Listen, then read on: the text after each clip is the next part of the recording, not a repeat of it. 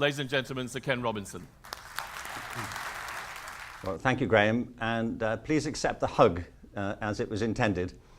Actually, I've been following some of the conference on the live feed. I think it's been great. So first thing I want to do is offer congratulations to Graham and all the people at Learning Without Frontiers for putting together a great event. I mean, I think it's a real coup to have Noam Chomsky with you, and Ray Kurzweil and all the other great speakers you've had. Of course, it's all been leading up to this moment, as you can imagine. And so I'm very pleased to be able to give a kind of few closing thoughts. What is it now? It's 9 o'clock in the morning here in Los Angeles. And earlier I was having a cup of tea and some toast, listening to Francis Gilbert, who I thought was fantastic. Francis, if you're still in the room, I thought that was a great presentation. And one of the things I wanted to underline is that this revolution of which you're speaking over the past few days has been building up for a very long time. It's not new, it's an incremental process. It's been being fed by many different sources.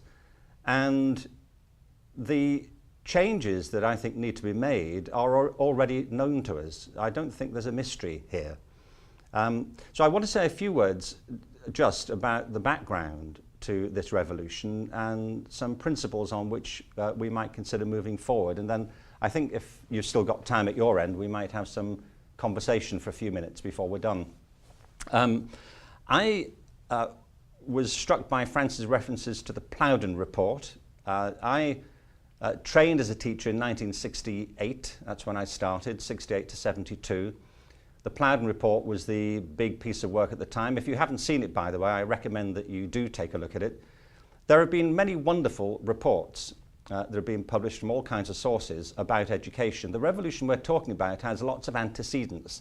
If you look at the whole history of progressive education or liberal education, if you look at the work of Dewey, who I know Noam Chomsky referred to yesterday, Montessori, Pestalozzi, there's a long and distinguished history of people who've been arguing against what has tended to dominate the mainstream culture of education.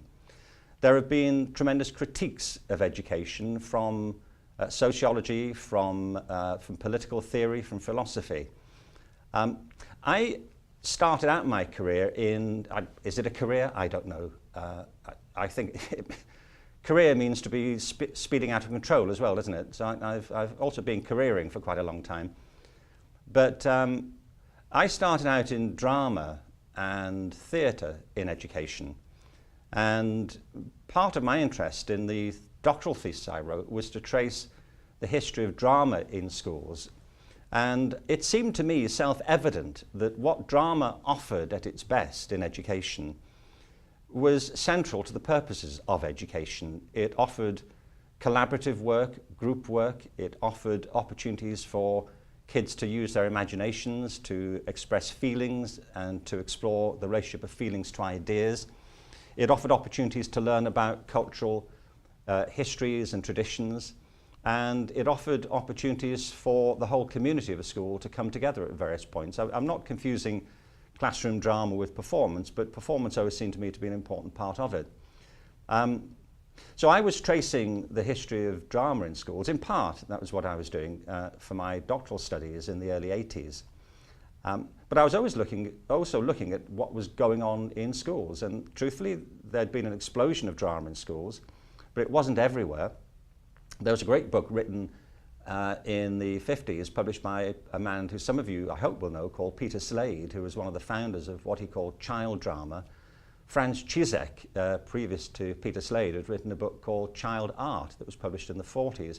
But you can go back much further than that, into the 18th and 19th centuries, to trace some of the origins of the progressive movement in schools, of which drama and other art disciplines were sometimes a part. Not always, but sometimes a part.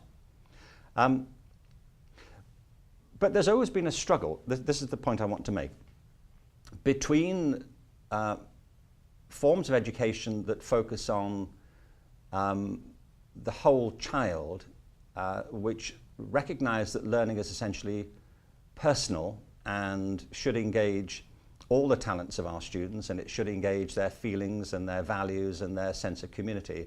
There's always been a struggle between that conception of education and the tendencies of governments to want to control and test education as a public utility. So a lot of my work, I found over the years, has been to try and encourage a conversation between three sorts of domains. Between practice, a lot of my work has been rooted in practice, in school-based initiatives, school-based reforms and so on.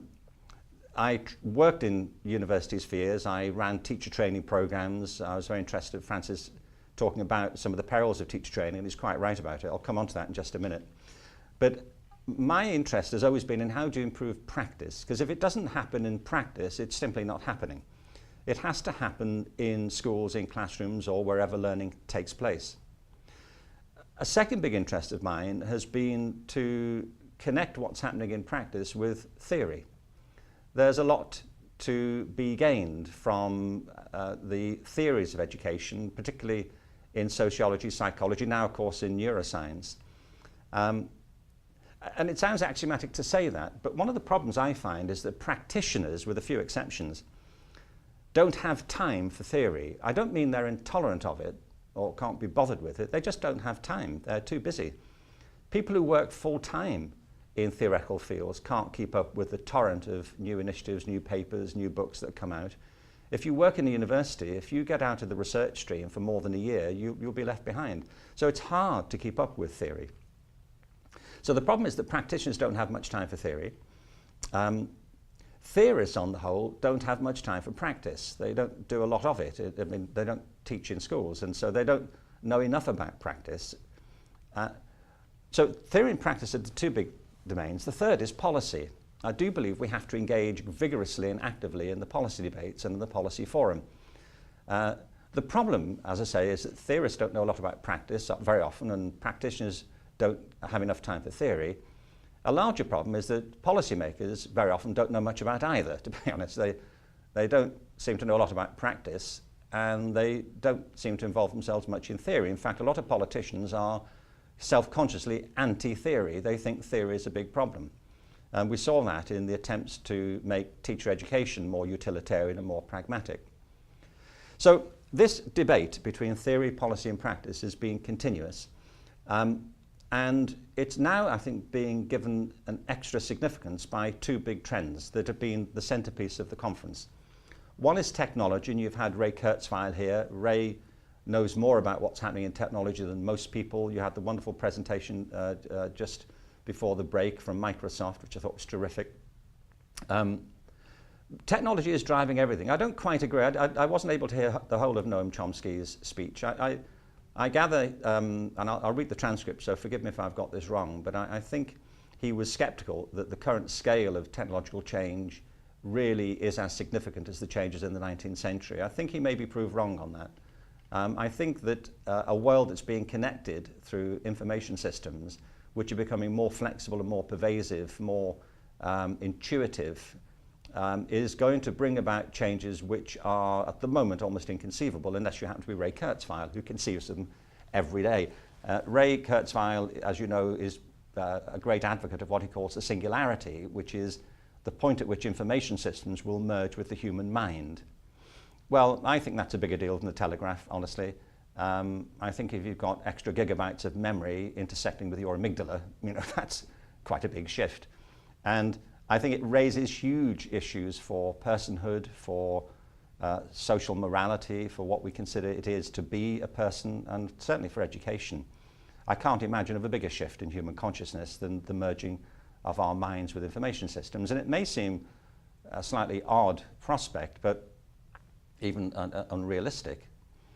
But, you know, if you'd said to the architects of the telegram or the telegraph that you would be sitting here now with tablet devices that can connect you to every published item in the world, and, well, I needn't to tell you what the iPad can do, but they'd have thought you were Captain Kirk, and indeed you are. So technology is a massive driver of change, and its consequences are completely unpredictable, and its course is unforeseen.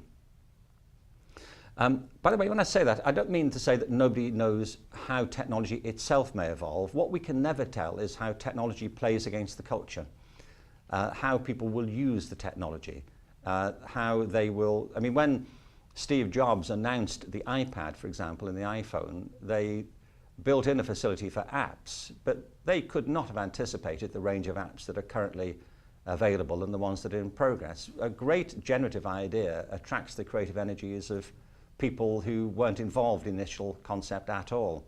And so the cultural applications really become tremendously dynamic and unpredictable.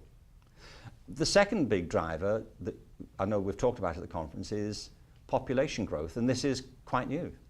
We are heading towards 9, possibly 10 billion people on the planet. And on some calculations, that's a completely unsustainable number. It certainly is unsustainable if we propose to carry on behaving economically as we're behaving now and electing to try and feed people through the obscene process of fast food and industrial farming that are pillaging the planet. I mean, it's simply not feasible to continue along that course. So there has to be some radical shift here. And education is in the front line of the shift that we need to bring about. So this revolution's been building for a very long time. It's not new. It's not something that's happened since Michael Gove got his new job. And its antecedents, both positive and negative, are historical and deeply rooted, but the challenges are fresh.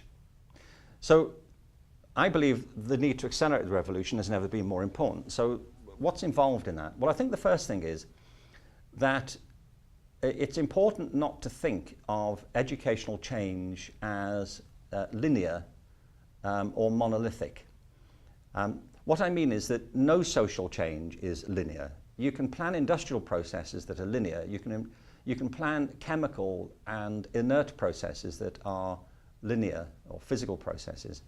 But as soon as you get feelings involved, as soon as you get people involved, as soon as you engage with the culture, as soon as you involve aspirations and hopes and anxieties and uncertainties and different ways of seeing the world, as soon as you're talking about social change, it's never linear, never. It's unpredictable and it's dynamic. And this is both a challenge and it's also our opportunity. It seems to me that education has very clear purposes. I mean, I taught in universities for a long time and worked in them, and I know in the philosophy of education we can develop entire semesters on the aims of education, so I don't mean to minimize the complexities, but I'm going to, because we need some agenda to work from. There are at least these purposes to education, which I think we should agree on. The first of them is economic. There was certainly a time in the history of progressive education where philosophers and others didn't want to talk about what were referred to as extrinsic aims in education. That education should be seen as an intrinsic good of benefit purely in terms of the people who are involved in it. And we shouldn't sully it with any sense of social utilitarianism. Well, it's a naive view, I think. I think the raw truth for most of us is that we assume that if we get better educated, if we get educated at all, that we'll be in a better place than otherwise to find work, to be economically engaged, economically productive. And certainly it's one of the reasons that countries invest huge amounts of money in systems of public education. The assumption is that if they do that, they'll become economically more buoyant and more sustainable. Education does have very clear economic purposes. It doesn't mean that the purposes of education are only economic, but they are also economic. And you see the truth of that in the ideology of education all the time. It's evident in the hierarchy of disciplines. It's why the arts are at the bottom and why maths and science are towards the top, because they're thought to be more useful. They're not, but that's the ideology. It's also evident in the, I think, ridiculously negative division that's made between academic and vocational programs. Certainly I grew up in the system that was dominated by this idea that there are some courses that are academic, which are for smart, clever people, and you don't need to take my word for that. Years ago, if you passed the 11+, which was largely a test of academic ability, you went to a grammar school, and if you went to a grammar school, you'd get to a decent university, and failing all that, you might take a vocational program. That's still pretty much in the cultural DNA of education, or for politicians very often, that there's a qualitative difference between academic and vocational. It seems to me the most ridiculous misconception, but it's one that we have to deal with. But it's part of the economic agenda of education that we need to engage with. Now, the challenge to me is that new technologies and what Tom Friedman would call the flattening of the economies around the world mean that the economic agenda is completely different from the one that dominated the birth of public education in the 19th century.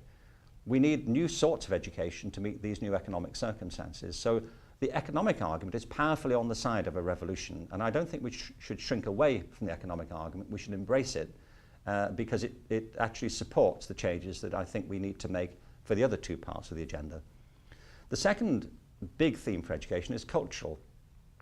Education is one of the principal ways that we aim to pass on the cultural genes of our communities, to transmit our values, our beliefs, and our traditions and heritage. And that's not a bad thing. It seems to me that we suffer a great deal by forgetting the past. I liked Francis' phrase earlier of sort of collective amnesia.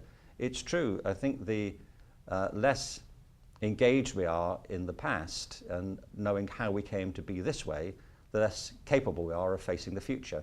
It's the old maxim, if we forget the past, we're constantly condemned to relive it. So the cultural traditions are very important. Of course, they're contested, and we need to think about what should constitute the proper basis of that. But it's an agenda that we need to engage with fully and properly. And it's one, by the way, in which the arts and humanities have a very central role. What is true, I think, is that our cultural agendas now have to be global and not just local. They have to be international, not national, because we live in the world that's increasingly complex, partly through the efforts of new technology, and a world that's increasingly intertwined. So the cultural agenda is profound. And the third one is personal. And I leave it to the end because it's the most important. It's something, it seems to me, that politicians of all parties too often forget. Education is, in the end, inevitably personal. When the Plowden report talked in the 60s about child-centered education, it seemed to me to be a completely unnecessary expression, because I thought, well, what else could it be? If you want students to learn, you have to engage them. Any teacher will tell you that.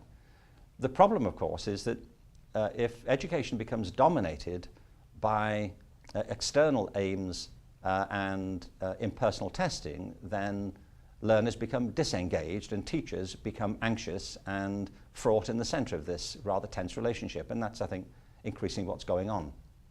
But the agendas of personalizing education, of engaging with cultural complexity and shifting economic purposes, I think we could, at least I hope, agree on as the central core of what the revolution ought to address.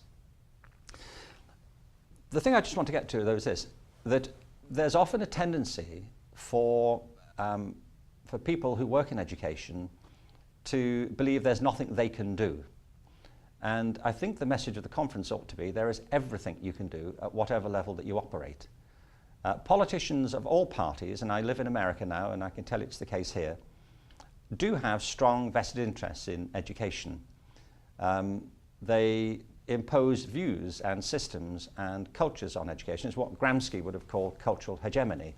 And you see it evidently in education. There is an attempt to impose a particular view of social values and of economic purposes on education, and then to support it with particularly regimes of standardized testing to try and to find if there's a way of making these aims kind of universally applicable and testable. The good news, though, to me is this, that education is not monolithic, and as I said before, it's not linear. Education is much more what's sometimes called a complex adaptive system. That really just means is that it's a system with many elements, many moving parts, many sometimes confluent and sometimes conflicting forces. It's like a vortex. It's not like an undisturbed canal. It's In many ways, it's like the open ocean. There are lots of forces and counter-forces that run through education, and if you teach, you are one of them, and perhaps one of the primary ones. Everyone's agendas are in play in education, whether you're a politician, a student, a parent, or a teacher, or a school superintendent, or a CEO. There have been numerous attempts to impose cultures on education, but the culture itself is too complicated to simply give in to it. There is inertia in the system, there is optimism, there's hope in the system, and all these things have to be taken into account. If politicians could control education, they would have done it before now. Actually, they can't, because the system doesn't quite work that way. So I think it's important to recognize that the revolution that we're discussing, as well as being urgent, is in process, and it won't come from the top. Revolutions never come from the top. They always come from the bottom.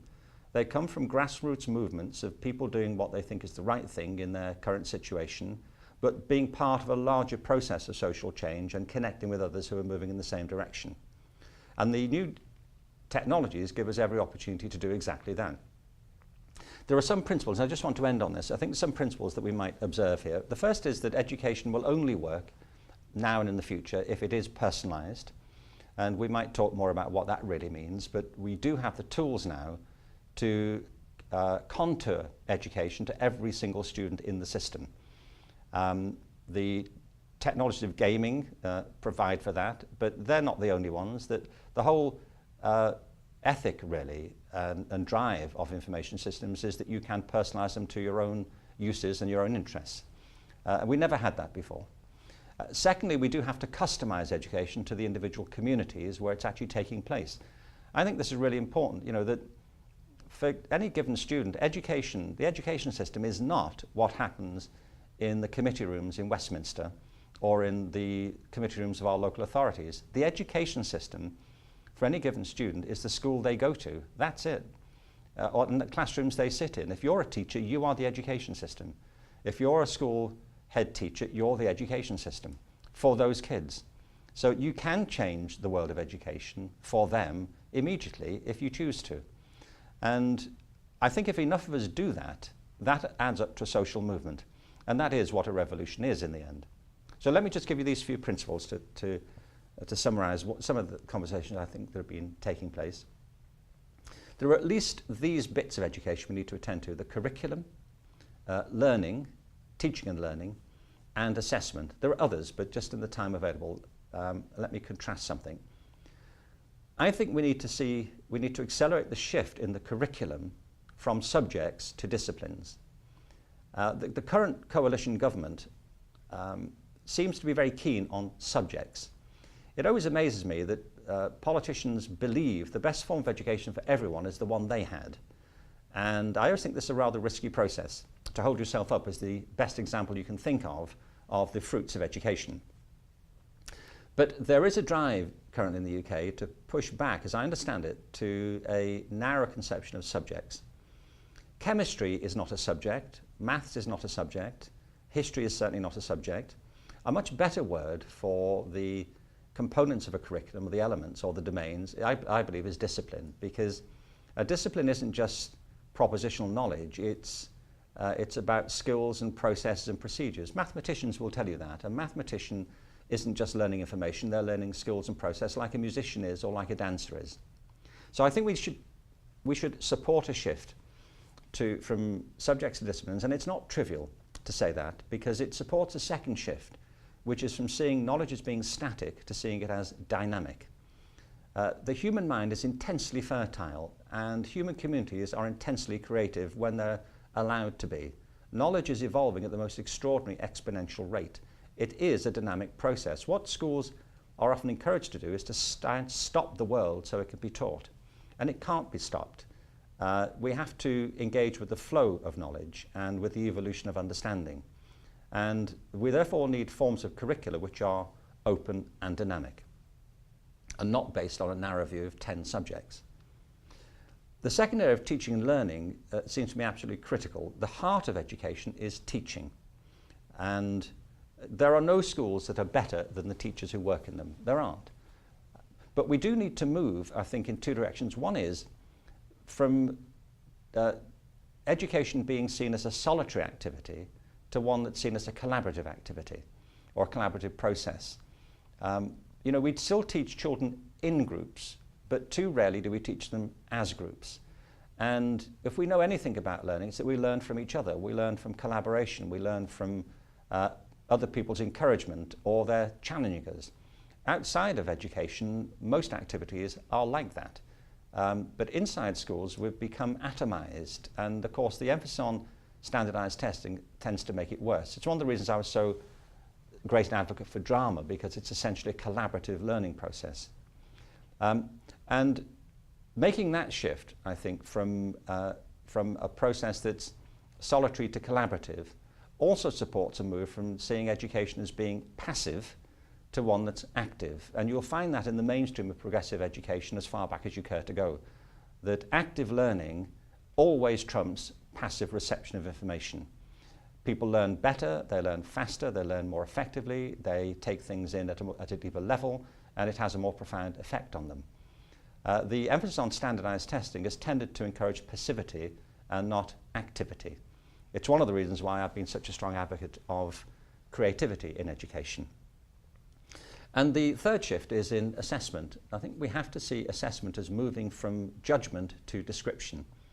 A lot of our assessment procedures are reductive in the extreme.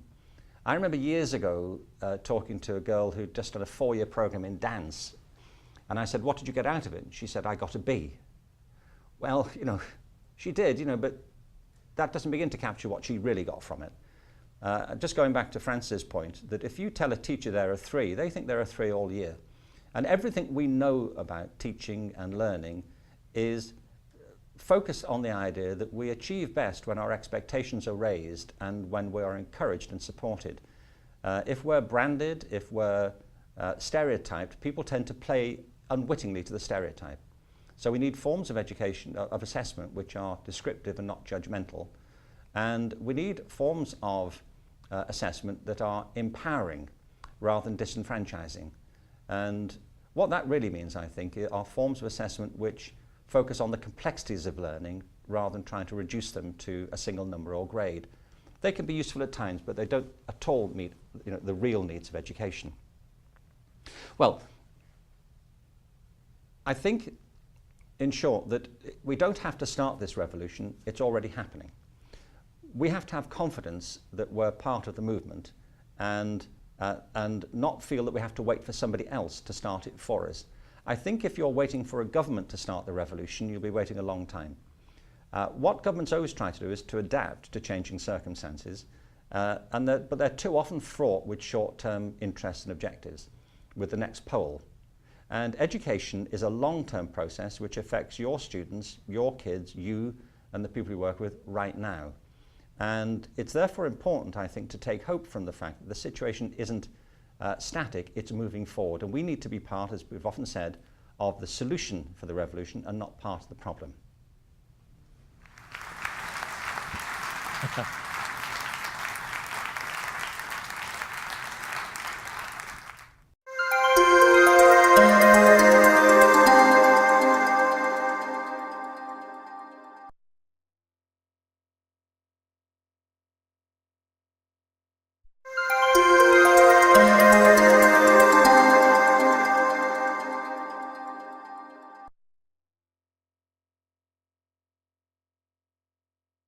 Ladies and gentlemen, Sir Ken Robinson. Well, thank you, Graham, and please accept the hug as it was intended. Actually, I've been following some of the conference on the live feed. I think it's been great. So first thing I want to do is offer congratulations to Graham and all the people at Learning Without Frontiers for putting together a great event. I mean, I think it's a real coup to have Noam Chomsky with you and Ray Kurzweil and all the other great speakers you've had. Of course, it's all been leading up to this moment, as you can imagine. And so I'm very pleased to be able to give a kind of few closing thoughts. What is it now? It's 9 o'clock in a few minutes before we're done. I was struck by Francis' references to the Plowden report. I trained as a teacher in 1968. That's when I started, 68 to 72. The Plowden report was the big piece of work at the time. If you haven't seen it, by the way, I recommend that you do take a look at it. There have been many wonderful reports that have been published from all kinds of sources about education. The revolution we're talking about has lots of antecedents. If you look at the whole history of progressive education or liberal education, if you look at the work of Dewey, who I know Noam Chomsky referred to yesterday, Montessori, Pestalozzi, there's a long and distinguished history of people who've been arguing against what has tended to dominate the mainstream culture of education. There have been to explore the relationship of feelings to ideas. It offered opportunities to learn about cultural histories and traditions, and it offered opportunities for the whole community of a school to come together at various points. I'm not confusing classroom drama with performance, but performance always seemed to me to be an important part of it. So I was tracing the history of drama in schools. In part, that was what I was doing for my doctoral studies in the early 80s. But I was always also looking at what was going on in schools. And truthfully, there'd been an explosion of drama in schools, but it wasn't everywhere. There was a great book written in the 50s, published by a man who some of you, I hope, will know, called Peter Slade, who was one of the founders of what he called child drama. Franz Cizek, previous to Peter Slade, had written a book called Child Art that was published in the 40s. But you can go back much further than that, into the morning here in Los Angeles. And earlier I was having a cup of tea and some toast, listening to Francis Gilbert, who I thought was fantastic. Francis, if you're still in the room, I thought that was a great presentation. And one of the things I wanted to underline is that this revolution of which you're speaking over the past few days has been building up for a very long time. It's not new, it's an incremental process. It's been being fed by many different sources. And the changes that I think need to be made are already known to us. I don't think there's a mystery here.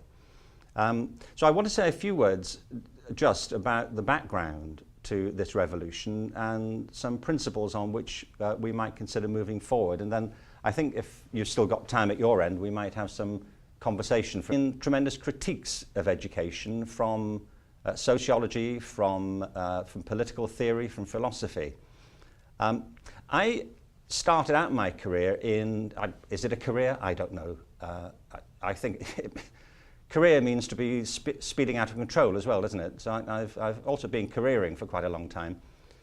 But I started out in drama and theatre in education. And part of my interest in the doctoral thesis I wrote was to trace the history of drama in schools. And it seemed to me self-evident that what drama offered at its best in education was central to the purposes of education. It offered collaborative work, group work. It offered opportunities for kids to use their imaginations, to express feelings and